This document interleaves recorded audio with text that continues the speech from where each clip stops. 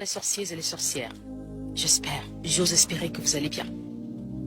Alors, ce bain est pour vous, vous qui êtes soit sans emploi, soit vous avez perdu votre emploi.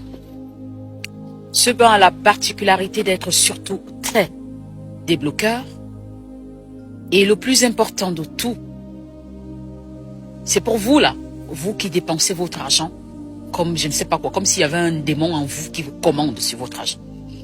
Lorsque vous avez 5 francs, c'est comme s'il y a un démon en vous qui parle. Achète ça, achète ça, achète ça, achète ça.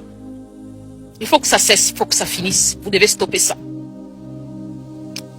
Pour ce fait, vous allez chercher une casserole que vous allez placer au feu. Pardon.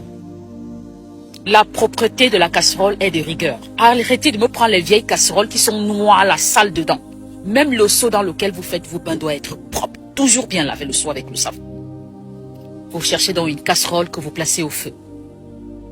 Vous allez m'ajouter dans cette casserole 3 grosses poignées de sel. Vous avez soit le sel de cuisine, soit le sel de mer. Mais si je devais choisir pour vous, je vous dirais de choisir le gros sel. Vous n'utiliserez donc le sel de cuisine si et seulement si vous n'avez pas la possibilité d'avoir le sel de mer. Vous ajoutez donc les 3 poignées de gros sel. Vous allez ajouter une forte et grande quantité de citronnelle fraîche.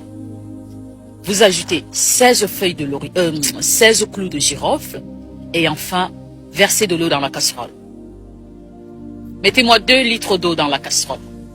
Vous allez me faire bouillir ceci. Bien bouillir. Ensuite, vous tamisez, vous mettrez dans votre seau qui est préalablement bien lavé. Vous allez laisser tiédir 30 minutes. Allez à la salle de bain. Enlevez les babouches aux pieds. Notre Père qui est aux cieux jusqu'à la fin. Pour les musulmans, vous lisez la Fatiha.